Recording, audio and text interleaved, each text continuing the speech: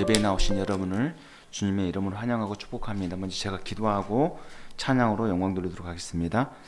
존귀와 영광을 세세 무궁토록 받으시기 합당하신 하나님, 오늘 또 이렇게 거룩한 주일 하나님 앞에 모여 예배할 수 있도록 은혜를 베풀어 주시니 감사합니다. 신령과 진정함으로 예배하며 하나님 앞에 더 가까이 나아가길 원하오니 우리의 마음을 붙잡아 주시옵소서. 좌로나 우로나 치우침 없이 오직 한결같이 예수 십자가 바라보며 믿음으로 분투할 수 있도록 우리에게 믿음 더하여 주시고 더 주님을 깊이 알아갈 수 있도록 은혜를 덧입혀 주시옵소서. 우리에게 베풀어 주신 은혜를 따라 또 감사의 제목을 따라 하나님께 찬양으로 영광 돌리기를 원합니다. 하나님, 우리의 신앙을 담아 올려드리는 이 찬양을 기뻐 받아주시고 임재하시고 주님 홀로 영광 받아주시옵소서. 이 모든 말씀 예수님 이름 받들어 기도합니다. 아멘. 우리 바다 같은 주의 사랑 같이 찬양합니다.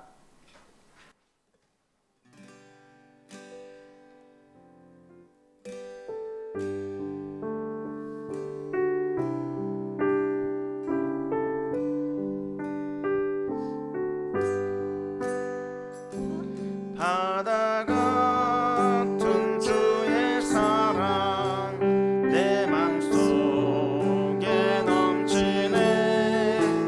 생명의 주를 위해 보혈을 흘려주셨네.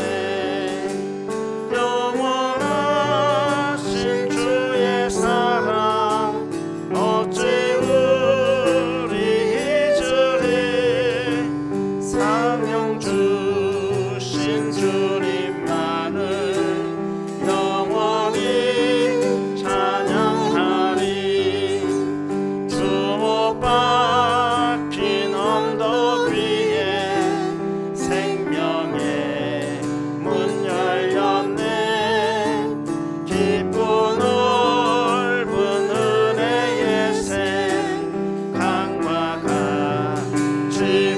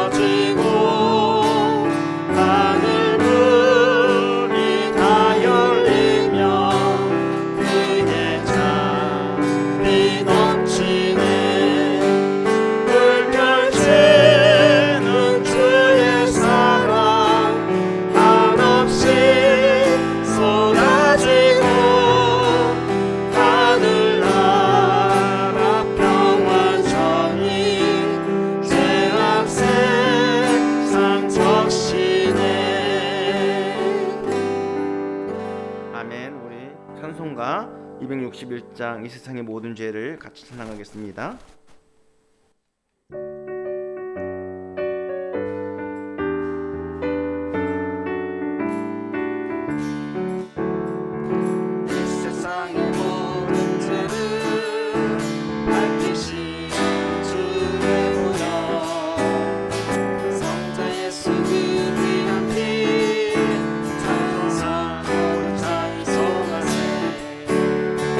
주님 앞을 멀리 떠나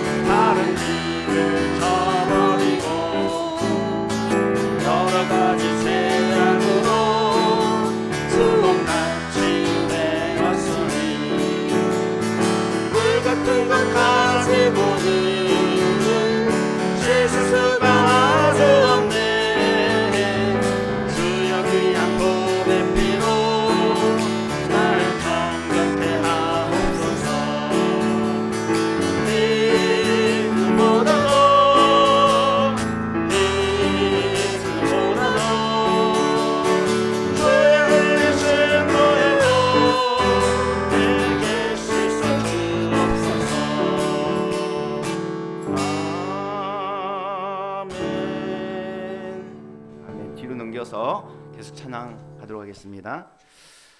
주 예수 나의 산소망 가사 한 구절 한 구절 의미를 더 깊이 생각하면서 같이 찬양으로 하나님께 영광 돌립니다.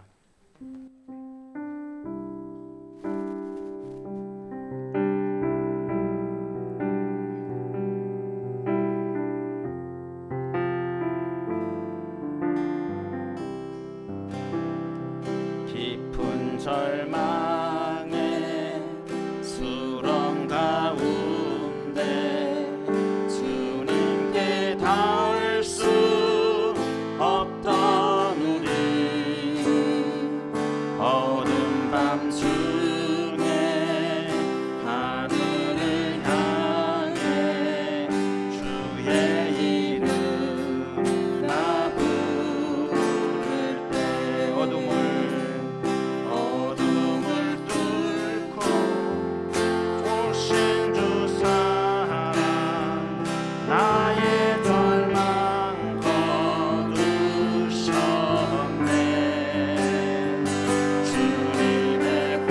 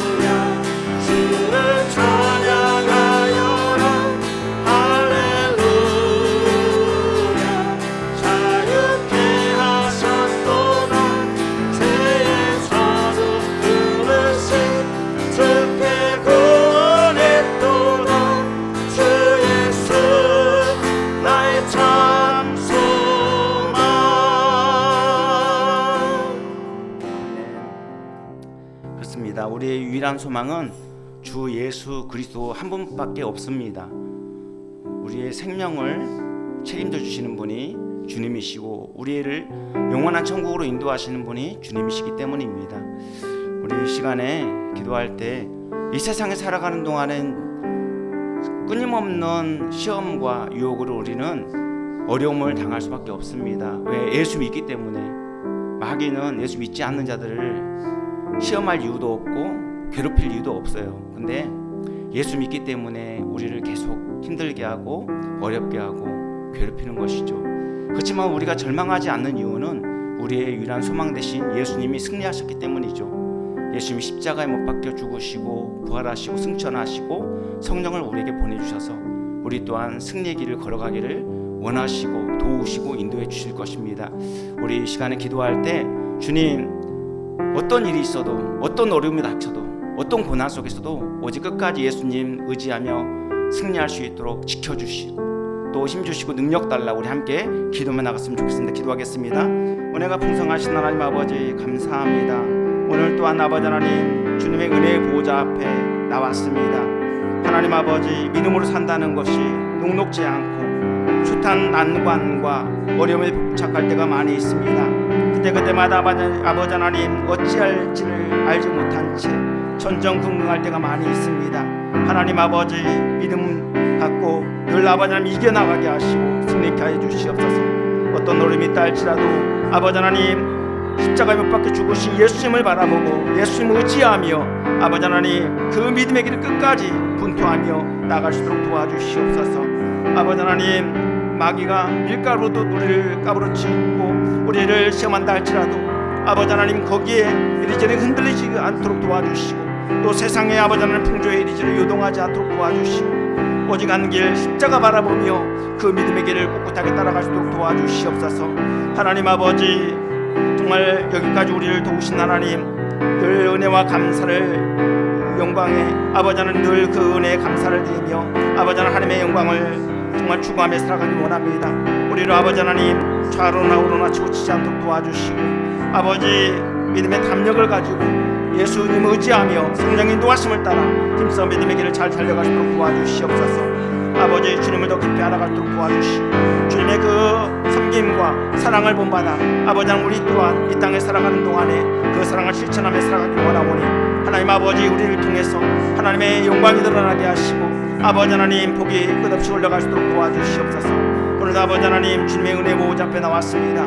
말씀으로 우리를 위로하시고 세임주시고 또한 아버지 하나님 능력받아 하나님의 종으로 귀하게 쓰임받을 수 있도록 도와주시고 아버지 우리 믿음이 더욱더 자라가게 하시고 아버지 더욱더 단단해지게 하시고 견고하게 하시고 또한 우리 새벽교를 향한 하나님의 뜻이 이루어지길 원하오니 아버지 하나님 우리 교회가 더욱더 건강하게 부흥하고 성장하여 이 지역의 복음의 빛을 더 많이 비추길 원하오니 아버지 도우시고 역사해 주시옵소서. 주님 오늘 예배 가운데 하나님 임재하시고 하나님 예배의 시종을 주님께 맡깁니다. 주님 원래 영광 받아주시고 뜰만 받고 들어간 심령 없게 하시고 아버지 하나님 말씀으로 새롭게 하시고 변화시켜 주시고 아버지 더욱더 정말 주님의 사랑으로 온전히 아버지 하나님 세워주시고 아버지 인도하여 주시옵소서.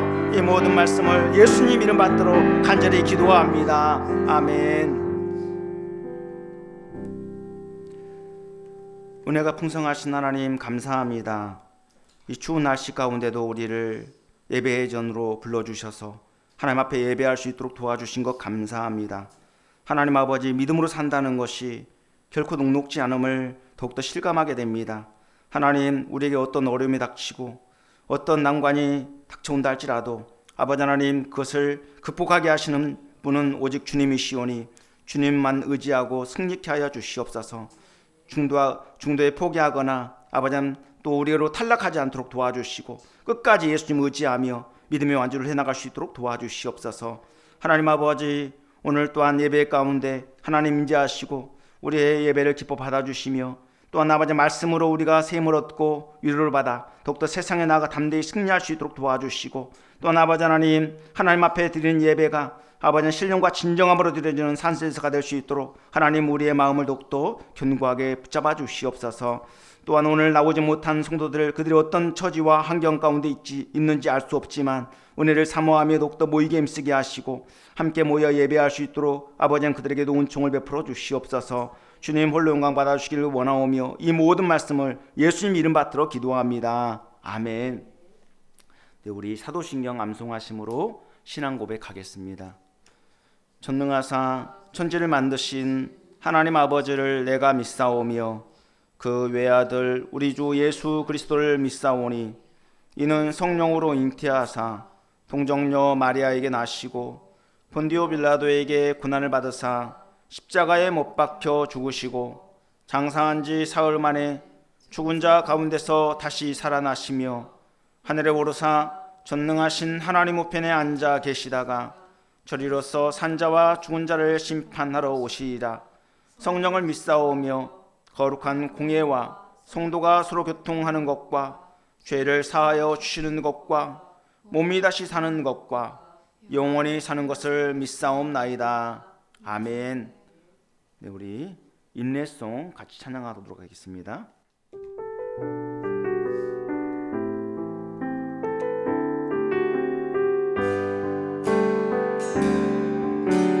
우리 모두 예배하는 자 되어 온전히 영과 진리로 주를 예배하자. 주가 우리와 함께 영원히 함께 하시고 마르지 않는 샘물로 우리를 채우시리라. 우리 다시 한번 찬양합니다. 우리 모두 예배하는 자 되어 온전히 영과 진리로 주를 예배하자. 주가 우리와 함께 영원히 함께 하시고 마르지 않는 샘물로 우리를 채우시리라.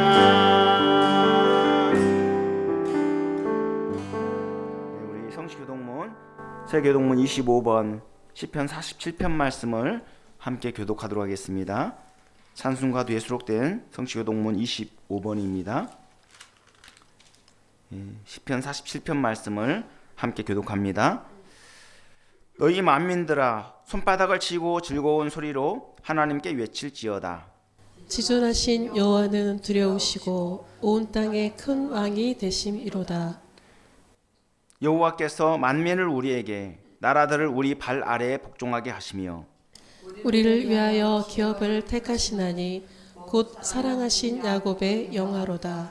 하나님께서 즐거운 함성 중에 올라가시며 여호와께서 나팔 소리 중에 올라가시도다. 찬송하라 하나님을 찬송하라. 찬송하라 우리 왕을 찬송하라. 하나님은 온 땅의 왕이심이라. 지혜의 시로 찬송할지어다. 하나님이 무 백성을 다스리시며 하나님이 그의 거룩한 보좌에 앉으셨도다. 문 나라의 고관들이 모임이여 아브라함의 하나님의 백성이 되도다. 세상의 모든 방패는 하나님의 것이며 그는 높임을 받으시리로다. 아멘. 네, 이 시간 서진수 성도님 나오셔서 기도 인도해 주시겠습니다. 은혜가 풍성하신 하나님, 저희들을 거룩한 주님의 날에 불러주시고 예배하도록 은혜 내려주심을 감사드립니다. 아멘. 우리의 온 마음과 정성을 다하여 드려지게 하시고 우리의 자아가 예수님 안에서 죽어지고 우리를 통하여 예수님의 온유하신 성품이 흘러나오게 도와주시옵소서. 아멘. 우리 교회 표어가 성령의 권능으로 전도하는 교회입니다. 모이면 기도하고 흩어지면 생활 속에서 예수님을 전하는 전도자의 사명을 잘 감당하게 도와주시옵소서. 아멘. 성도님들의 건강을 책임져 주셔서 아파서 교회 못 오는 일이 없도록 지켜 보호하여 주시옵소서. 아멘. 취업의 문을 두드리는 성도님들에게 그 길을 환하게 열어주심으로 취업이 속히 되어지게 도와주시옵소서. 아멘. 우리 성도님들이 손대는 것마다 잘되게 하시고 사람들 만남에 복도 허락하여 주셔서 좋은 사람들을 옆에 붙여 주시옵소서. 아멘. 우리 교회가 은혜 받을 만한 그릇이 준비된 교회가 되게 하시고 12명의 기도의 용사가 세워지기를 간절히 기도드립니다. 아멘.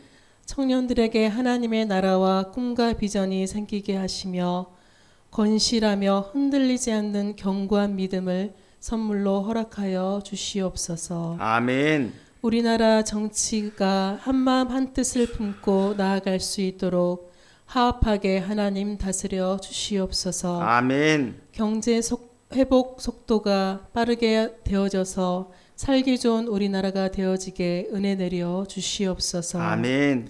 선교를 담당하고 계시는 선교사님들 날마다 하나님의 일 하심을 체험하게 하시고 몸과 마음이 병들거나 지치지 않도록 강건함으로 역사하여 주시옵소서. 아멘. 예수님의 증인된 삶을 힘써 살아가시도록 도와주시옵소서. 아멘. 목사님 사역에 기름 부어 주셔서 성령의 충만함을 힘입어서 걸어가도 뛰어가도 달려가도 피곤치 않도록 독수리 날개쳐 올라감 같은 새 힘과 새 능력을 공급하여 주시옵소서. 아멘. 전도사님 가정의 경제를 살펴주셔서 어려움 없도록 지켜주시고 건강한 삶으로 축복하여 주시옵소서. 아멘. 부모님의 모든 사정을 돌아봐 주셔서 강건하게 하시고 또 예수님을 믿고 구원을 얻을 수 있도록 도와주시옵소서. 아멘. 이 시간에 하나님의 귀한 말씀을 듣습니다. 목사님을 통해 선포되는 말씀이 하나도 땅에 떨어짐이 없이 성도님들 마음에 새겨지게 하시고 그리스도인으로서 표와 인을 간직하여 믿음으로 살아감으로 하나님께 인정받는 믿음으로 성장되어지게 은혜 베풀어 주시옵소서. 아멘. 하나님을 뜨겁게 사랑하는 새빛 공동체로 삼아 주시옵소서. 아멘. 우리의 길이 되어 주시고 우리의 피난처가 되어 주시는 예수님의 이름으로 기도드립니다. 아멘.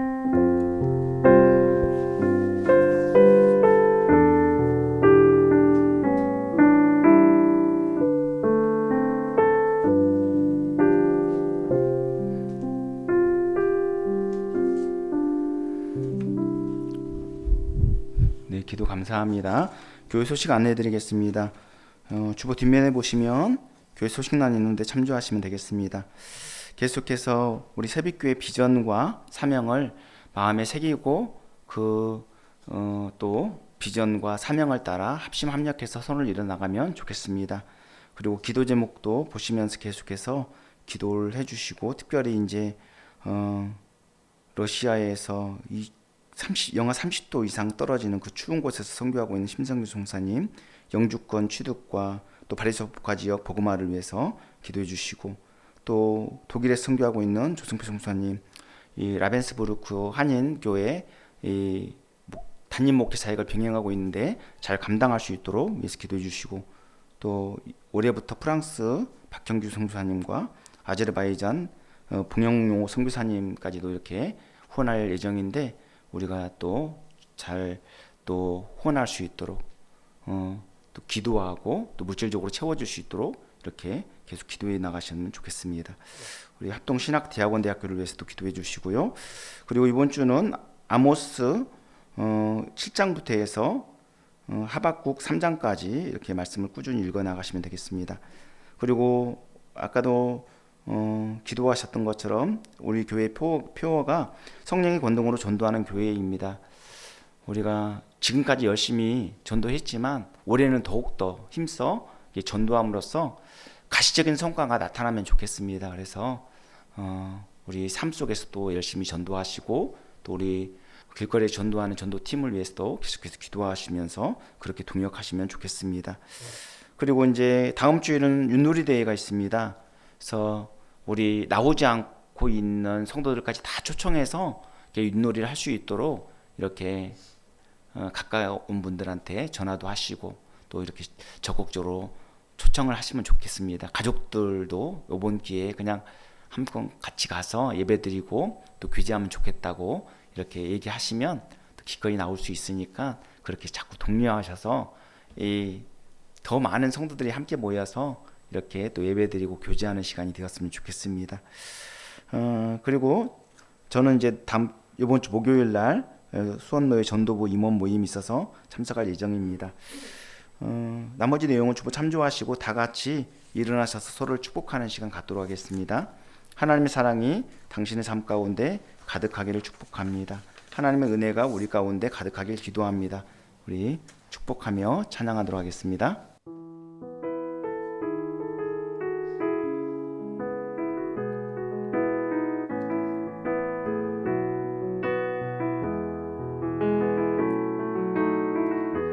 하나님의 사랑이 당신의 삶 가운데 가득하기를 축복합니다. 하나님의 은혜가 우리 가운데 하나님의 은혜가 우리 가운데 가득하길 기도합니다. 다시 한번 하나님께 웃으면서 하나님의 사랑이 당신의 삶 가운데 가득하기를 축복합니다. 하나님의 은혜가 우리 가운데 하나님의 은혜가 우리 가운데 가득하길 기도합니다. 네, 하나님께 영광을 박수 돌리겠습니다. 찬양하고 축복합니다. 이렇게 또 예배에 나오신 분들 얼마나 대단합니까? 우리 잘 나오셨습니다. 안 나오신 분들은 어떤 사정이 있는지 알 수 없지만 나오신 분들도 여러 가지 사정이 있었겠지만 그것을 다 물리치고 하나님 앞에 예배하는 것이 최우선이니까 이렇게 나온 것 아니겠습니까? 하나님이 얼마나 기뻐하시고 하나님이 얼마나 사랑스럽게 여기시겠습니까? 하나님의 풍성한 은혜와 복을 받아 누리시는 여러분 모두가 되었으면 좋겠습니다. 우리 찬송가 455장 찬송하신 후에 헌금 봉헌에 올리도록 하겠습니다.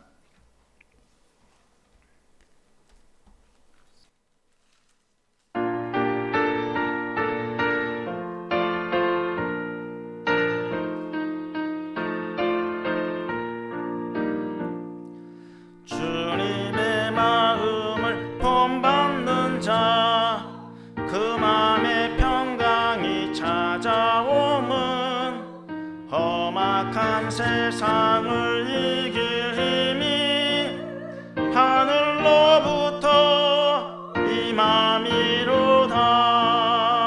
주님의 마음 본받아 살면서 그 거룩하신 나도 이루리. 주 모습 내 눈에 안 보이며 그 음성 내 귀에 안 들려도 내 영혼 날마다 주를 만나 신령한 말씀 늘 배우도다. 주님의 마음 본받아 살면서 그 거룩하신 나도 이루리. 가는 길 거칠고 험하여도 내 맘에 불평이 없어짐은 십자가 고난을 이겨내신 주님의 마음 본받음이라. 주님의 마음 본받아 살면서 그 거룩하신 나도 이루리. 주 예수 세상에 다시 오실 그날엔 무성도 변화하여 주님의 빛나는 그 형상을 다 함께 보며 주 찬양하리.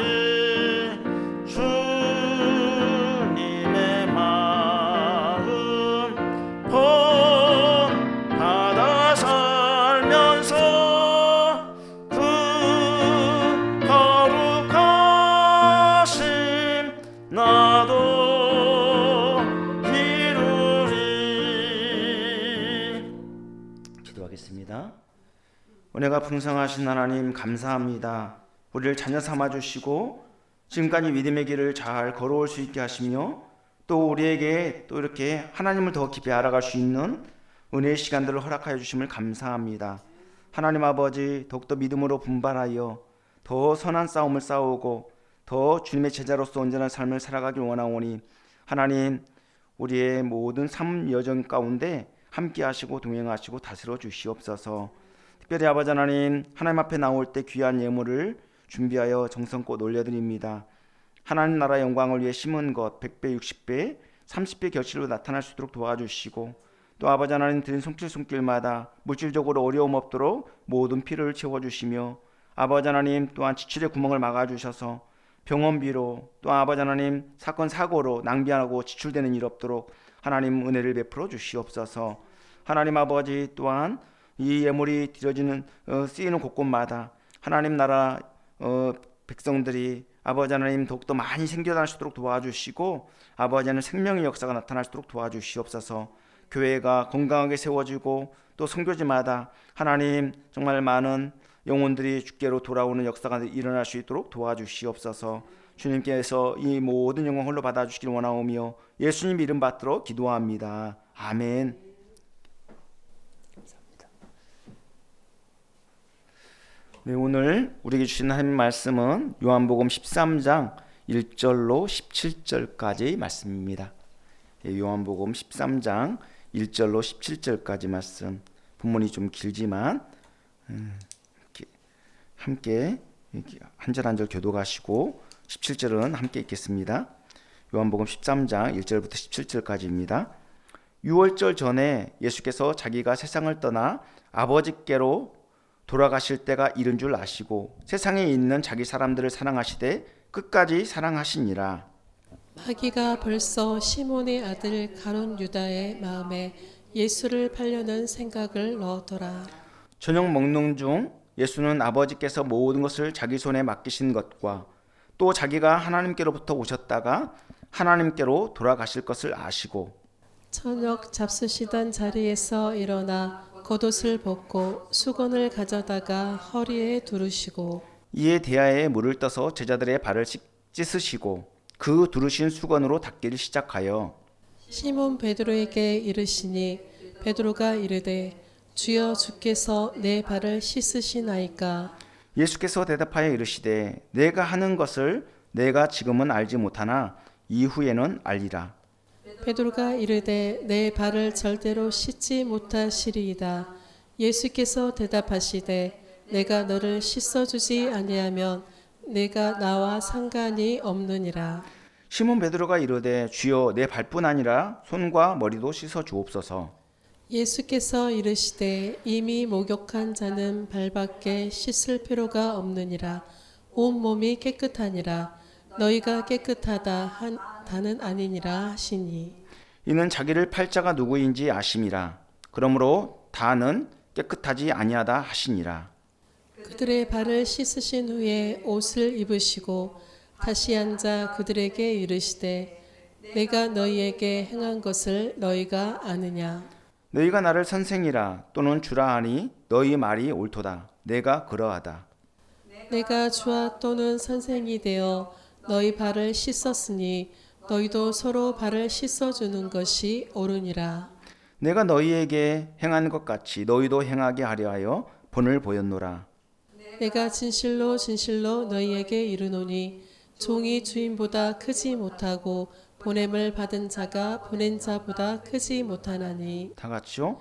너희가 이것을 알고 행하면 복이 있으리라. 아멘. 네, 저는 오늘 끝까지 사랑하시며 섬김의 본을 보이신 예수님이라는 제목으로 하나님의 말씀을 전하도록 하겠습니다. 요한복음은 크게 세 단락으로 전개가 되는데요. 1장부터 12장까지는 7가지 표적을 중심으로 예수님이 어떤 분이신지 그 정체성에 초점을 맞추셨다면 13장부터 17장까지는 십자가를 통해 나타날 하나님의 영광에 초점을 맞추고 있습니다.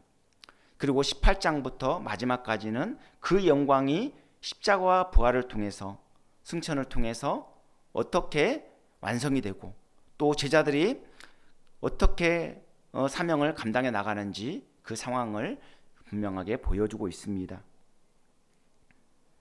오늘 본문은 십자가를 통한 영광이 본격적으로 드러나는 두 번째 단락의 도입부라고 할 수 있습니다. 예수님께서는 십자가 죽음을 앞두고 공적 사역을 마무리하시면서 제자들의 발을 씻겨주심으로써 섬김의 본을 보여주셨습니다. 특히 십자가 죽음을 앞둔 상태에서 세상에 있는 자기 사람들을 사랑하시되 끝까지 사랑하시니라 이렇게 표현한 것을 보면 그 사랑이 얼마나 크고 깊은지 충분히 느낄 수가 있죠. 예수님께서 십자가 죽음을 앞두고 제자들의 발을 씻기신 것은 십자가에서 완성될 사랑과 섬김을 미리 드러내신 예표적 행위라 할 수 있습니다. 그렇다면 십자가를 통해서 나타날 하나님의 영광은 구체적으로 무엇을 의미하는 걸까요? 그것은 세상에서 말하는 성공, 세상에서 말하는 높아짐이 아니라 자신의 생명까지 아낌없이 내어주시는 일방적이고 무조건적인 아카페 사랑, 바로 하나님의 사랑을 의미하는 겁니다. 이제 본문을 좀 더 깊이 살펴볼 텐데요. 저와 여러분 모두 오늘 말씀을 통해서 그 사랑의 깊이와 넓이를 알아서 예수님께서 보여주신 사랑과 섬김의 본을 따라 삶 속에서 실천해 나가면 좋겠습니다. 그래서 우리의 사랑과 섬김을 통해 가정에 긍정적인 변화가 나타나고 또 교회가 더욱더 건강하게 세워져 가면 좋겠습니다. 먼저 본문 1절을 보면 예수님께서 십자가 죽음을 앞둔 상황 속에서 자기 백성을 얼마나 깊이 사랑하셨는지 분명히 드러나고 있는데요. 본문은 유월절 전에 예수께서 자기가 세상을 떠나 아버지께로 돌아가실 때가 이른 줄 아시고 세상에 있는 자기 사람들을 사랑하시되 끝까지 사랑하시니라고 증거하고 있습니다. 이 유월절은 출애굽 사건을 기념하는 구속의 절기잖아요. 이때는 예수님의 공생의 마지막 주간이고 또 십자가 죽음을 불과 하루 앞둔 마지막 밤입니다. 즉 구속의 역사가 절정으로 향해 가는 결정적인 순간이라 할 수 있습니다. 출애굽 당시 어린 양의 피가 이스라엘 백성들을 죽음에서 건져냈던 것처럼 이제 그 상징이 예수 그리스도의 보혈, 십자가 보혈을 통해서 실체화되는 것을 볼 수 있죠. 사도 요한은 유월절이라는 이 배경을 통해서 출애굽 구속 사건이 예수 그리스도의 대속적 죽음 안에서 완전히 성취되고 있음을 분명하게 보여주고 있습니다. 그리고 사도 요한은 본문 2절에서 마귀가 벌써 시몬의 아들 가룟 유다의 마음에 예수를 팔려는 생각을 넣었더라고 증가하고 있는데요. 이는 가룟 유다가 갑자기 약한 존재가 된 것이 아니라 이미 그 안에 탐욕과 불신이 스며들게 되었고 그것이 자라게 되었고 그리고 마귀에게 점령당했음을 의미하는 겁니다. 그러니까 마음의 문을 열어줬기 때문에 마귀에게 점령을 당하고 만 것이죠. 성경은 사탄이 인간의 마음을 강제로 지배하는 것이 아니라 인간의 허용한 틈을 통해 역사한다는 사실을 분명하게 증거하고 있습니다. 그 내용을 일관되게 가르치고 있어요. 그래서 바울은 마귀의 관계를 분명히 인식해서 에베소서 6장 11절에 마귀의 관계를 능히 대적하기 위하여 하나님의 전신갑주를 입으라고 권면하고 있습니다. 이 하나님의 전신갑주가 무엇입니까? 바로 영적 전쟁에서 성도가 덧입어야 될 하나님의 성품과 하나님의 능력을 의미하는 것이죠. 진리의 허리띠는 말씀 위에 굳게 서는 삶을 의미하는 것이고 의의 흉배는 하나님께로부터 은혜로 얻는 하나님의 의를 의미하는 겁니다. 그리고 평안의 복음의 씨는 뭡니까? 복음이 주는 어떤 평안과 신자의 정체성을 의미하는 것이죠. 그리고 믿음의 방패는 모든 사탄의 불화살, 즉 의심과 정죄와 두려움을 다 막아낼 수 있는 믿음을 의미하는 겁니다. 그리고 구원의 투구는 흔들리지 않는 구원의 확신을 의미하는 것이고, 그리고 성령의 검은 어떤 유혹을 또 다 물리칠 수 있는 하나님의 말씀을 의미하는 겁니다. 그리고 모든 기도와 간구는 이 하나님의 전신갑주를 실제로 사용하는 하나님의 능력을 의미하는 것이죠. 그러므로 하나님의 전신갑주를 입고 기도한다는 것은 하나님 안에 굳게 서는 강력한 영적 무장을 의미하는 겁니다. 우리 영적으로 무장하지 않으면 무방비 상태에서 마귀가 언제든지 공격해 오면 당할 수밖에 없잖아요. 그래서 항상 영적으로 무장을 해야 되는 것이죠. 잠언 4장 23절에는 뭐라고 말씀하고 있습니까? 모든 지킬 만한 것 중에 내 마음을 지키라. 생명이 고노니 이에서 남이니라고 말씀하고 있습니다. 이처럼 마음을 지키는 게 중요한 거예요. 마음을 지키는 것. 마음은 단순한 감정의 자리가 아니라 믿음과 순종 그리고 삶의 방향을 결정하는 아주 중요한 자리입니다. 마음을 내주게 되면 완전히 다 망가지는 거예요. 삶이 다 망가지고 피폐화됩니다. 그러므로 마음을 지키는 것이 무엇보다도 중요합니다. 신앙은 마음을 지키는 영적 싸움이라고 할 수 있습니다. 마음을 사탄에게 내어주기 시작하면 잘못된 생각이 들어오게 되고요. 그리고 하나님의 뜻을 거스르게 되고 그리고 뻔뻔해집니다. 죄의식이 없어요. 양심의 화인을 맞아서 죄를 짓고도 죄의 인지조차 알지 못하고 그리고 자기를 자꾸 합리화시키려고 해요. 둔해진 거죠. 영적으로 둔감해지니까 죄를 죄로 인식하지 못하는 것이죠. 하나님의 뜻에 반하는 삶을 살아가면서도 자기가 잘못된 길을 가고 있는지조차 알지 못해요. 이 죄에 오염된 상태가 얼마나 심각한지, 마음이 점령당한 상태가 얼마나 위험한지를 분명하게 보여주고 있는 것이죠.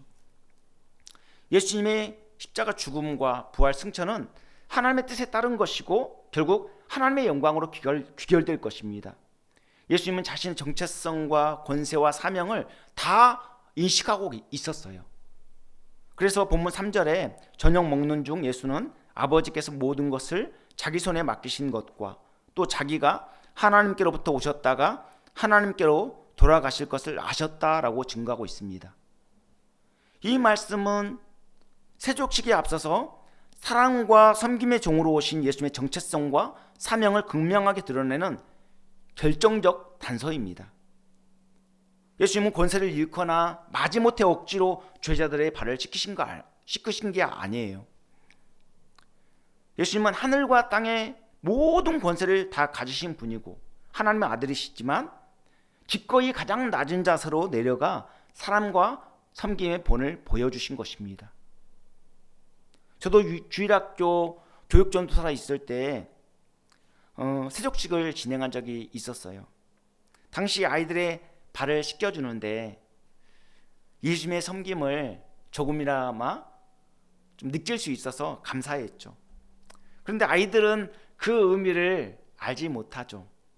그래서 그냥 깔깔대고 웃고 장난치고 그렇게 반응했던 기억이 납니다.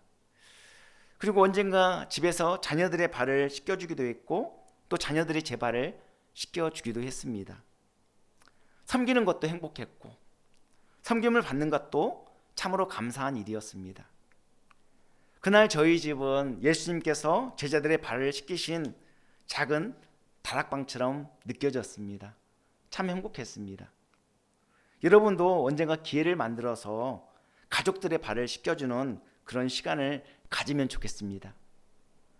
거부해도 끌어다 앉혀놓고 그렇게 발을 한번 씻겨줘 보십시오. 참 감동이 밀려올 것입니다. 오늘 본문에 보니까 세족식이 어렵지 않아요. 복잡하지 않습니다. 간단합니다. 수건에 허리를 두르고 대야에 물을 떠서 발을 씻겨주고 그 두른 수건으로 다시 닦아주면 끝입니다. 쉽죠? 간단하죠? 조금만 시간을 내면 언제든지 할 수 있는 일이에요. 우리 그 내용이 이제 본문에 나와 있는데 본문 4절로 5절 함께 읽어볼까요? 같이 읽겠습니다. 시작. 4절 5절.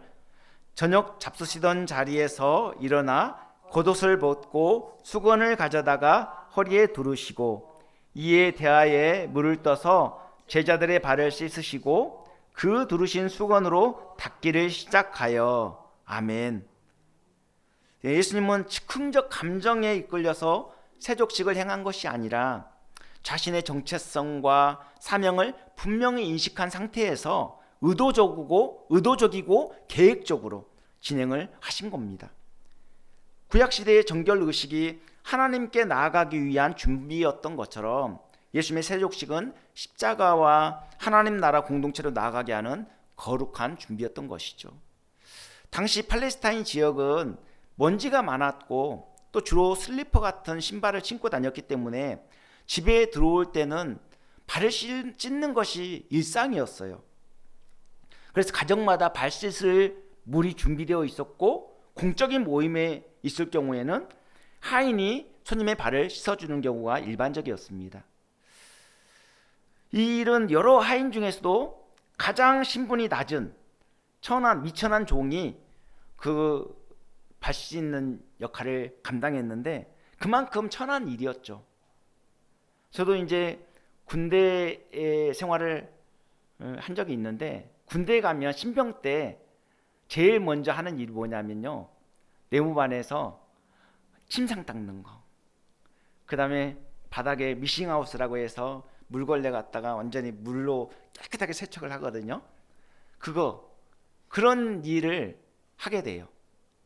가장 이제 천한 일, 좀 하기 싫은 일, 어려운 일, 이런 것들을 신병이 하게 됩니다.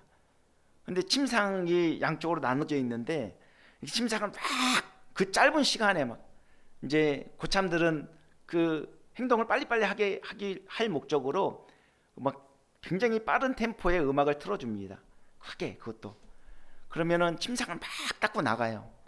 근데 그 내무반장이 그 침상 닦은 것을 손으로 쭉 문질러 보더니 거기 모래가루가 막 묻어난다 그러면 원위치 하면 복창하면서 다시 원위치해서 또 다시 들여다가 가서 또 막 닦아 나가야 돼요. 그래도 뭐 깨끗하지 않으면 원위치 하면 또 그 뭐 땀을 뻘뻘 흘리죠 막. 그러면서 신병대를 보낸 기억이 있습니다. 미싱하우스도 이렇게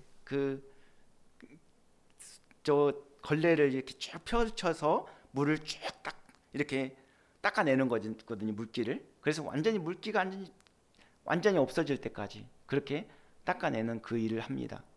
이 신병들이 이제 하는 일들인 거예요. 신병이나 2등병, 그리고 이제 그 인원이 없으면 1병까지도 이렇게 하게 되겠죠. 근데 이제 고참들은 뭐 하냐? 그 시간에 TV 들어누워서 TV 보고 이렇게 합니다. 그리고 그 막 떠들썩하고 시끄러운 그런 상황 속에서도 고참들은 그냥 여유 있게 대화하고 TV 보고, 이런 게 당시의 군대 문화였습니다. 근데 그 고참들이 이 신병들이 하는 그 일을 만약에 말년병장이 그 일을 한다고 생각해 보십시오. 그 중간에 있는 그 서열이 있잖아요. 군대 서열. 그 사람들이 가만히 있을 수가 있겠습니까? 이해할 수 없는 일이잖아요. 이런 거 도저히. 뭐 신병이 하는 것은 당연한 거지만 고참들이 말년병장, 내일 모레 제대할 사람들이 그 일을 만약 하고 있다면 이건 도저히 납득할 수 없고 이해할 수 없는 그런 일인 것이죠. 제가 왜 이런 예를 들었냐면, 지금 예수님이 종이 아니라 선생이, 그 제자들이 선생이라고 부르고 주님이라고 부르는 그 예수님이, 만왕의 왕이시고 만주의 주가 되시는 예수님이 지금 제자들의 발을 씻기시려고 허리에 수건을 두르고 대야에 물을 떠서 제자들을 지금 발을 씻기고 있는 것 아니겠습니까? 순차적으로. 그리고 그 발을 닦아주고 있는 것 아니겠습니까? 이거 도저히 당시 사회적 통념으로 이해할 수 없는 상황인 거예요. 이해할 수 없는 행동이었죠. 예수님께서 자리에서 일어나 제자들의 발을 씻기기 시작하셨을 때 그 자리에 있던 모든 제자들은 큰 충격을 받았을 것입니다. 예수님께서는 제자들의 발을 씻기시는데 어떤 단순한 위생이나 예절 행위에 의해서 하신 것이 아니라 영적 죄사함의 상징성이 갖고 있잖아요. 이 서적식에 영적 죄사함의 상징성이 있잖아요. 그래서 이 상징성을 이렇게 또 보여주시면서 그 속에 어떤 의미를 담아서 지금 이 발을 씻고 있는 겁니다. 그리고 동시에 겸손과 섬김의 본을 보여주신 사건이죠. 예수님은 제자들 가운데 어느 한 사람 제외하지 아니하시고 순차적으로 그 제자들의 발을 씻어 주셨어요. 뭐 가룟 유다라고 해서 제외시켰겠습니까? 제외하지 아니하시고 다 제자들의 발을 씻어 주시고 동일하게 발을 닦아 주셨겠죠. 그리고 마침내 베드로의 차례가 되었습니다. 예수님께서 베드로의 발을 씻기려 하자 베드로는 주여 주께서 내 발을 씻으시나이까 라고 말하며 도저히 감당할 수 없다는 반응을 보였습니다. 베드로가 왜 이런 반응을 보이는 걸까요? 그 이유는 베드로가 예수님을 권세 있는 메시아로 알고 있었고 또 예수님을 통해서 정치적 그리고 세속적 영광을 기대하고 있었기 때문입니다. 베드로는 그냥 불순종에서 이렇게 거부한 것이 아니라 당시 제자들이 공유했던 이 공통적인 오해에서 이런 반응을 보인 거예요. 그러니까 베드로뿐만 아니라 다 그런 마음을 갖고 있었을 것입니다. 제자들이. 근데 베드로처럼 그렇게 반응하지는 않았고 그냥 순순히 이해할 수 없었지만 그냥 받아들인 것이고 베드로는 그것을 표현한 것일 뿐인 것이죠. 이처럼 오해와 잘못된 야망은 결국 하나님의 뜻을 거스리고 신앙의 방향을 왜곡된 길로 이끌어서 결국 부정적인 결과를 낳게 됩니다. 그러므로 신앙생활에 있어서 중요한 것은 뭐냐면 열심보다도 바른 목표와 바른 방향입니다. 아무리 열심히 달려도 방향이 잘못되고 목표가 잘못되어 있으면 그것은 완전히 더 오히려 안 하니만 못한 결과를 초래하게 되는 것이죠. 예수님을 어떻게 믿고 따르느냐? 그것에 따라서 결과는 크게 달라지게 되어 있습니다. 그러므로 예수님을 바로 알고 바로 믿고 바로 따르는 것이 무엇보다도 중요한 것이죠.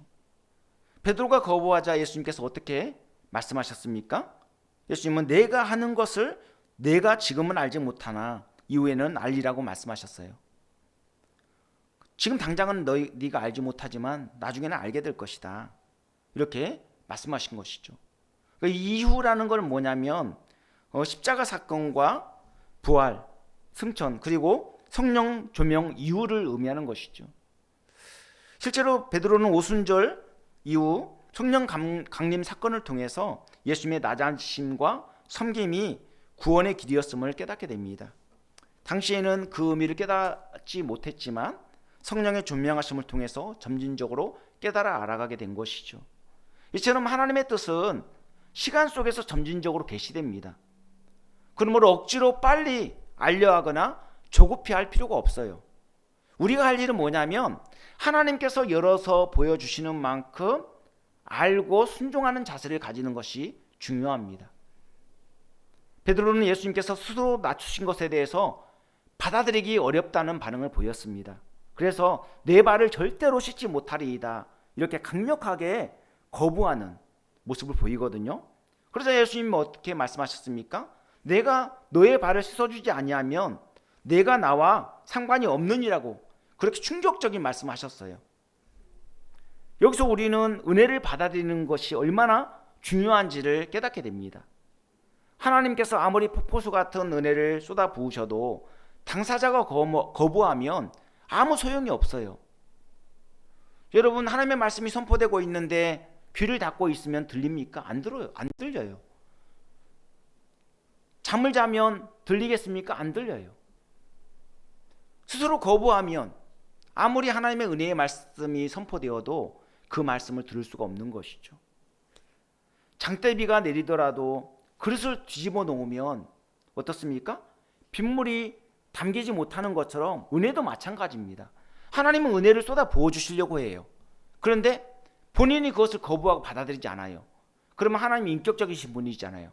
그러니까 강제로 억지로 하지 않으시거든요.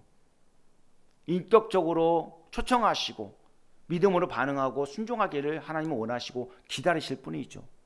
어떻게 할 수가 없는 거예요.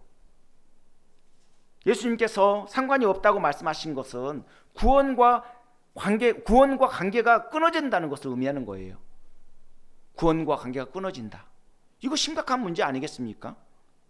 예수님이 구원자로 오셨는데 은혜를 거부한 경우 그 구원에 참여할 수 없음을 선언하신 것이죠.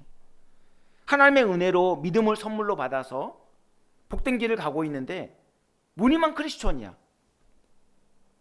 삶이 엉망이고 개차반이죠. 그러면 어찌 되겠습니까? 결국 구원의 은혜에 참여하지 못하는 자가 되고 구원과 관계없는 자가 될 수도 있다는 말씀입니다. 그러니까 믿음과 행함은 별개가 아니에요. 믿는다면 행함의 열매로 나타나야 되는 것이죠.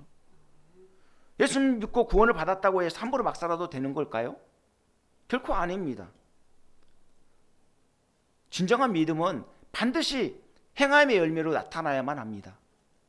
하나님의 자녀로 신분이 변화되었다면 그 삶 또한 긍정적인 변화가 나타나야 맞는 것이죠. 그게 합당한 것이죠. 예수님의 성품을 닮아가는 자가 되는 거 아니겠습니까? 그런데 예수님이 우리 안에 내주하였는데 달라지지 않으면 뭔가 이상한 거죠. 그래서 베드로가 예수님께 주여 내 발뿐 아니라 손과 머리도 씻어주옵소서 이렇게 간청하자 예수님께서 뭐라고 답변하셨습니까? 예수님께서는 이미 목욕한 자는 발밖에 씻을 필요가 없느니라 온몸이 깨끗하니라고 말씀하셨어요. 즉 중생, 거듭남은 단회적이고 완전하지만 성화는 계속해서 반복적이고 지속되어야 됨을 가르쳐 주신 겁니다. 여러분 예수 믿었다고 해서 예수 믿고 구원 받았다고 해서 끝이 아니에요. 예수 믿었다면 예수 믿고 예수님을 영접했다면 그 구원받은 자로서 합당한 삶이 요구되는 거예요. 그것이 바로 예수님 닮아가는 성화의 과정인 겁니다. 그러니까 우리가 죽을 때까지 우리 목숨이 끊어지는 그 순간까지 예수님 끝까지 의지하고 그렇게 믿음으로 분투하지 않으면 안 되는 거예요. 신앙은 단거리 달리기가 아닙니다. 열심히 달리고 쉬고 중단하고 이렇게 하는 게 아니에요. 끝까지 그 결승선까지 완주를 해야 되는 것이죠. 신자가 언약 백성으로서 신분의 변화가 되었다고 해서 구원이 완성되는 것이 아니라는 거예요. 오히려 그때부터 치열한 영적 전쟁이 시작된다고 보는 게 맞습니다. 왜냐하면 마귀는 자신의 속박 아래 있을 때는 내버려둬요. 그렇지만 하나님의 자녀가 되는 순간부터는 집요하고 강력하게 공격하기 때문입니다. 자신의 수하에 있는데 공격할 이유가 뭐가 있어요? 이미 자신의 종인데 신분의 변화가 일어났기 때문에 그를 넘어뜨리기 위해서 계속해서 집요하게 공격하는 것 아니겠습니까? 그러므로 신자의 삶은 늘 영적 전쟁의 연속입니다. 그리고 예수님께서 너희가 깨끗하다라고 하신 말씀은 하나님 앞에서 법적, 관계적 깨끗함을 의미하는 거예요. 그러니까 언약 백성으로서 신분이 변화되었다는 것을 의미하는 것이죠. 그러나 다는 아니라고 말씀하시거든요. 이 말씀은 가룟 유다를 염두에 두고 하신 말씀이죠. 언약 공동체 안에 있다고 해서 자동적으로 구원이 완성된다고 보는 것은 착각입니다. 교회를 다닌다고 해서 다 구원받는다? 이거 오산이에요. 교회를 다니면 백날 첫날 교회를 다니고 또 중직자로 섬겨도 진정으로 예수님을 믿지 못하고 또 예수님 닮아가는 삶을 살지 않으면 그는 구원받은 자라고 할 수 없는 것이죠. 그냥 무늬만 크리스찬일 뿐인 것이죠. 예수님 믿어도 진정으로 예수님을 바로 믿고 바로 알고 바로 따르는 그 삶이 중요한 것이죠. 예수님을 구주로 믿는다는 것은 신분의 변화를 넘어서 하나님의 자녀로서 하나님의 예수님의 발자취를 따라 끝까지 충성하는 것을 의미하는 겁니다. 그러므로 자기를 부인하고 자기 십자가를 지고 예수님을 따르지 않으면 안 되는 것이죠. 믿음과 성화는 불가분의 관계에 있어요. 우리가 예수님을 믿음으로 말미암아 구원을 받은 것처럼 예수님을 닮아가는 성화의 과정도 은혜의 영역입니다. 그러니까 늘 주님의 은혜를 구하고 늘 주님의 발자취를 따르고자 하는 겸손한 태도로 그렇게 주님을 따라가는 것이 우리에게 요구되는 것이죠. 우리가 할 일은 늘 그 은혜에 감사하며 예수님을 믿고 의지하는 동시에 성령의 인도하심을 따라 믿음의 완주를 해나가는 겁니다. 예수 믿는다고 해서 죄와 유혹으로부터 자유로운 것 아니에요. 시험으로부터 자유로운 것 아니에요. 오히려 더 많은 시험과 유혹이 우리를 괴롭힙니다. 그때 이 땅에 사는 동안에 계속해서 예수님 보혈을 의지하여 또 회개하고 예수님 닮아가는 성화의 삶을 추구할 때 우리는 승리할 수 있는 것이죠. 예수님께서는 제자들의 발을 씻기신 후에 다시 겉옷을 입고 자리에 앉으셨습니다. 그리고 내가 너희에게 행한 것을 너희가 아느냐고 이렇게 물으셨죠. 예수님께서 이렇게 물으신 이유는 세족식의 의미를 가르쳐 주시기 위함이죠. 제자들은 섬김을 받았지만 그 섬김이 어떤 의미를 담고 있는지 모르는 상태였기 때문에 그렇습니다. 우리가 지금 이 순간에도 주님의 엄청난 은혜와 사랑을 받고 있으면서 그 깊이와 넓이를 다 헤아리지 못하는 것처럼 당시 제자들도 마찬가지였어요. 주님의 사랑과 섬김을 받았지만 그 의미를 제대로 알지 못했던 것이죠. 그래서 예수님께서 친히 그 의미와 의도를 설명해 주셨어요. 우리 그 내용이 본문 13절로 15절에 나오는데 함께 읽어볼까요? 본문 13절로 15절 말씀 같이 읽겠습니다. 시작. 너희가 나를 선생이라 또는 주라 하니 너희 말이 옳도다. 내가 그러하다. 내가 주와 또는 선생이 되어 너희 발을 씻었으니 너희도 서로 발을 씻어주는 것이 옳으니라. 내가 너희에게 행한 것 같이 너희도 행하게 하려 하여 본을 보였노라. 아멘. 예수님은 먼저 자신이 누구신지 그 정체성을 분명히 가르쳐 주셨어요. 그래서 제자들이 자신을 선생과 주라 부를 때 이를 부정하지 아니하시고 오히려 너희 말이 옳다라고 인정하셨죠. 이는 종이 아니라 주와 선생이신 분이 제자들의 발을 씻기셨다는 사실을 강조함으로써 권위와 주권을 가지신 분이 스스로 자신을 낮추셨다는 점을 부각시키는 말씀이라고 할 수 있습니다.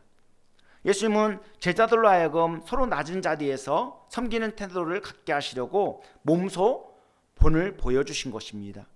주님은 우리에게도 내가 이토록 낮아졌다면 너희가 어떻게 행해야 하겠느냐라고 묻고 계십니다. 사람들에게 잘 보이기 위해서 위선과 그리고 외식을 일삼았던 바리새인들처럼 살 것이 아니라 예수님의 삶의 원리와 방향을 따라 진정으로 다른 사람을 섬기라는 것이죠. 참된 권위는 군림한다고 해서 세워지는 것이 아닙니다. 진정한 사랑과 섬김을 통해서 드러나고 세워지는 것이죠. 제자도의 기본은 예수님의 삶의 원리와 방식을 따르는 데 있습니다. 즉 예수님의 마음을 품고 자기를 낮추며 진정한 사랑으로 섬길 때 비로소 예수님 제자로서의 진면목이 드러나게 되는 것이죠. 예수님은 종이 주인보다 크지 못하고 보냄을 받은 자가 보낸 자보다 크지 못하나니 너희가 이것을 알고 행하면 복이 있으리라고 말씀하셨습니다. 종이 주인보다 클 수 없는 것처럼 제자인 우리는 결코 주님보다 앞서가나 또 높아질 수 없습니다. 우리는 주님의 발자취를 따라가는 주님의 제자입니다. 주님이 이끄시는 대로 우리가 따라갈 뿐이지 우리가 먼저 앞서서 나갈 수 없는 것이죠. 우리는 섬기는 자, 우리는 또 주님의 그 섬김의 본을 따라 또 제자의 사명을 감당해야 될 자이지 주님보다 높아져서는 안 되겠죠. 모든 영광을 우리가 받아버리면 안 되잖아요. 우리가 열심히 수고하고 또 사람들의 이목이 우리에게 집중될 때 그 모든 영광을 하나님께 올려드려야 되는 것이 우리에게 주어진 사명입니다. 예수님께서 말씀하신 복은 많이 안다고 얻어지는 것이 아니에요. 잘 알고 그 말씀대로 순종하여 행할 때 주어지는 것입니다. 다시 말해서 섬김은 머리로 아는 지식에 머무르는 것이 아니라 삶으로 이어져야 되는 제자의 길입니다. 예수님의 본을 따라 누군가를 섬기면 영적 기쁨과 참된 만족이 따라오게 되어 있어요. 이것이 예수님께서 약속하신 그 참된 복입니다. 그러므로 섬김은 선택사항이 아니라 예수님 제자에게 반드시 요구되는 삶의 방식이죠. 우리 오늘 우리 가정과 교회 그리고 삶의 자리에서 예수님의 본을 따라 섬길 때 우리는 참된 복을 경험하게 될 것입니다. 우리는 가까이 지내는 사람들에게 함부로 막대하는 경우가 종종 있어요. 가족이라는 이유로, 또 가까이 지낸다는 이유로 가장 소중한 사람들에게 상처를 주는 말과 태도를 내보일 때가 참 많죠. 그리고 불편함을 얘기하면 고치려고 노력하기보다는 가족이니까, 친하니까 다 이해해 주겠지. 우리는 그렇게 오해하면서 우리 자신을 합리화시키려는 그런 경우도 있습니다. 이 얘기가 바로 다른 사람 얘기가 아니라 바로 제 얘기입니다. 저랑 아내랑 어제 차를 타고 이제 교회 그 주일 준비를 다 하고 밤늦게 이제 귀가하면서 이런저런 얘기를 하게 되었어요. 이제 가족들이 함께 살면서 불편한 부분도 있죠. 그렇죠? 그러면 이렇게 함부로 말을 내뱉기도 하고 그 일로 인해서 또 상처를 받기도 하고 그런 것 아니겠습니까? 근데 아내가 참 중요한 말을 하더라고요. 자녀들이 언제까지나 우리랑 같이 있지는 않잖느냐고. 결혼하면 이제 다 따로 떨어져 살 텐데 그때가 되면 아무리 그런 말을 듣고 싶어도 들을 수도 없고 그럴 텐데 좀 더 잘해줘야 되지 않겠냐고. 좀 더 사랑으로 대해줘야 되지 않겠냐고. 그게 정말 크게 마음에 와닿았어요. 공감이 됐어요. 그러면서 제 자신을 돌아보게 됐어요. 우리 아이들이 잠을 자고 있고 또 주인은 방에서 머리 아프다고 누워 있는데 제가 주일 준비한다고 이 또 그 찬양 악보 펼쳐놓고 기타로 집에서 이렇게 찬양 부르면서 연습했거든요. 그 큰 방에 들어가서 문을 닫아놓고 그렇게 좀 더 살살 기타를 살살 치면서 조용조용히 할 수도 있는데 거기서 그렇게 떠들어대고 불편을 끼쳤으니 아이들이 얼마나 싫었겠어요. 불편했겠어요. 그래서 좀 제 모습을 돌아보니까 제가 너무나도 제가 막 아이들에게 좀 막대하는 경우가 있구나. 친하니까 가족이라서 함부로 막대하는 경우가 참 많았구나. 그러면서 많은 것들을 돌아보게 되었습니다. 예수님은 지극히 높으신 하나님의 아들이신데 가장 가까이 지낸 제자들에게조차 주와 선생의 자리에서 내려와서 종의 모습을 보이시고 섬기신 것 아니겠습니까? 우리도 멀리 지내는 사람이 아니라 가장 가까이 알고 지내는 사람들에게 먼저 섬겨야 되겠죠. 그리고 특별한 순간이 아니라 일상의 관계 속에서 사랑과 섬김을 실천해야 될 것입니다. 저와 여러분 모두 오늘 예배를 마치면 더 진한 사랑의 마음으로 교회의 다른 지체들을 섬기시길 바랍니다. 그리고 집에 가시면 사랑하는 가족들에게 더 따뜻하게 대하시길 바랍니다. 오늘 권사님 집에 가시면 우리 집사님 일하고 피곤하고 그러실 텐데 어쨌든 돌아오고 귀가하시면 수건 허리에다가 예수님처럼 수건 허리에 두르시고 대야에 물을 떠서 이렇게 여기 잠깐 앉아보시라고 하고 이렇게 발을 씻겨주시고 따뜻한 물로 발을 씻겨주시고 수건으로 닦아드리고 그렇게 한번 섬김을 실천해 보시면 좋을 것 같아요. 얼마나 감동을 받겠습니까? 우리 승만 형제도 집에 가면 아버님한테 또 어머님한테 그렇게 해드리면 참 좋겠죠. 우리가 이게 가족보다 소중한 사람이 어디 있겠습니까? 그렇죠? 가정이 살아야 교회가 살고요. 교회가 살아야 이 사회가 아름다운 사회로 그렇게 변화되어 갑니다.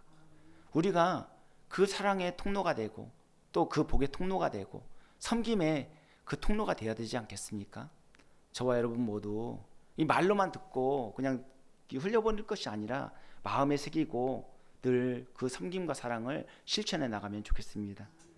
우리 그 마음을 더 굳게 잡수시고 그렇게 오늘 당장이라도 그것을 실천해 나가면 좋겠습니다. 기도하겠습니다. 사랑과 은혜가 풍성하신 하나님, 우리는 오늘 말씀을 통해 예수님께서 스스로 낮추사 제자들의 발을 씻기신 모습을 보게 됩니다. 예수님께서는 자기 사람들을 사랑하시되 끝까지 사랑하시며 삶으로 섬김의 본을 보여주셨습니다. 이처럼 우리도 예수님의 사랑과 섬김을 본받아 가족을 더욱 사랑으로 섬기고 교회 지체들을 섬기며 말과 행동으로 주님의 사랑을 실천하기를 원합니다. 우리 마음을 낮추사 배려하고 섬기며 참된 만족과 기쁨을 누리게 하여 주시옵소서. 그리고 늘 주님이 베푸시는 은혜에 믿음으로 반응하고 순종하여 하나님의 영광을 드러내게 하여 주시옵소서. 이 모든 말씀 예수님 이름 받들어 기도합니다. 아멘. 네, 우리 찬송가 461장 찬송하신 후에 축도하심으로 예배를 마치겠습니다.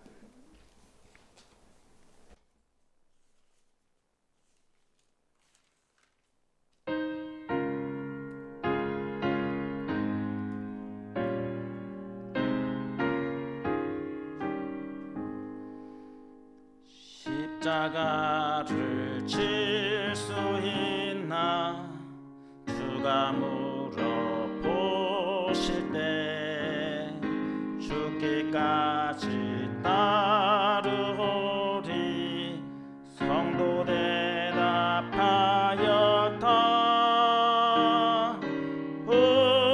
우리의 심령 주의 것이니 주님의 형상 만드소서. 주 인도 따라 살아갈 동안 사랑과 충성 늘 바치오리다. 너는 기억하고 있나 구원받은 강도를. 그가 회개하였을 때 낙원 허락 받았다. 오래 심령 주의 것이니 주님의 형상 만드소서. 주 인도 따라 살아갈 동안 사랑과 충성 늘 바치오리다. 걱정 근심 어두운 그늘 너를 둘러 덮을 때 주께 내 영 맡기겠나. 최후 승리 믿으며 오래 심령 주의 것이니 주님의 형상 만드소서. 주 인도 따라 살아갈 동안 사랑과 충성 늘 바치오리다. 이런 일 다 할 수 있나 주가 물어보실 때 한자 바울처럼 선뜻 대답하리라. 오래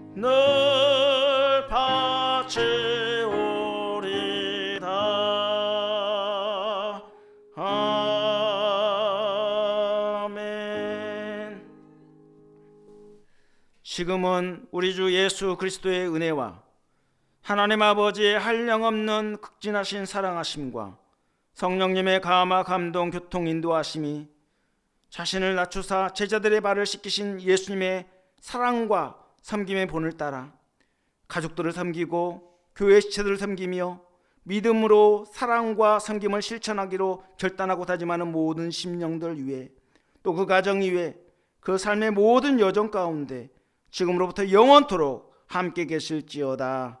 아멘.